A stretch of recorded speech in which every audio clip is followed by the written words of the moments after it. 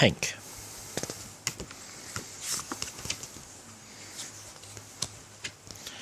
This is a story about Hank, a special new engine the size of a giant. At first the engines thought Hank was too big for his buffers, but when Thomas ran into trouble they soon learned that Hank had a big heart too. Hank was a brand new engine who had just arrived on Sodor. He was very special indeed. He was a very big blue engine with bright red boiler bands. The Fat controllers invited all the engines to come and welcome Hank to the railway. When they saw how big Hank was, they gasped.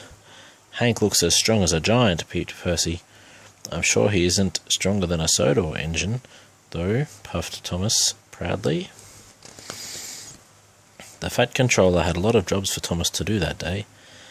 "First you must take new machines from the docks to the factory," said the Fat controller. "Then you are to pick up slate from the quarry and deliver it to the shunting yard. Lastly, you must pick up an old tractor from Farmer McColl's farm and take it to the repair yard." "Yes, sir," peeped Thomas. Hank thought Thomas must be a very important engine to have so many big jobs to do. Hank was pleased when the Fat controller told Thomas to show Hank all the sights of Sodor. "You must be back by tea time for Hank's welcome party at Tidmouth," the Fat controller said. Hank is a very special engine. As Thomas buffered up to the trucks that held the machines for the factory, Hank chuffed alongside him. Hank wanted to make friends with Thomas. "Hello there, Thomas," whistled Hank. "You look like the finest little engine I've ever seen." Thomas was not very pleased to be called little. "I'm a tank engine," he huffed. Hank saw all the trucks that Thomas would be pulling. They looked very heavy. "Let me take those trucks for you," chuffed Hank helpfully. "No, thank you," peeped Thomas. "I'm strong enough to pull much heavier loads than this," he said, and he puffed out of the docks. Hank hoped he hadn't hurt Thomas's feelings. Thomas and Hank arrived at the quarry. Hank was surprised. He was sure the Fat controller had told Thomas to go to the factory first. "I'm going to pick up the slate trucks," Thomas huffed. Hank was worried. The slate trucks looked very heavy, too. "Hold your huffing, Thomas," smiled Hank. "Let big old Hank take those trucks for you." "No, thank you," puffed Thomas politely. "Tank engines can pull very heavy loads." Hank followed Thomas out of the quarry. Thomas was heaving and huffy. Handsome Hank gleamed as he chuffed down the tracks, but poor Thomas was puffing and panting. Hank saw children waving from bridges. "Hello, Thomas," they called. "Good to see you," Hank wished happily. "My, Thomas, aren't you going to whistle hello?" But Thomas didn't have quite enough puff. Thomas and Hank slowed at the farm, where Farmer McColl was waiting with the tractor onto the flatbed trailer. Thomas was almost out of puff. "Hello, Farmer McColl," gasped Thomas. "This is Hank, the new engine on Sodor." "That's a mighty fine tractor you have," Hank whistled, as it was coupled to Thomas's trucks. Then he looked at Thomas. "Say, you look all puffed out. I'll take the tractor for you." But Thomas did not want any help.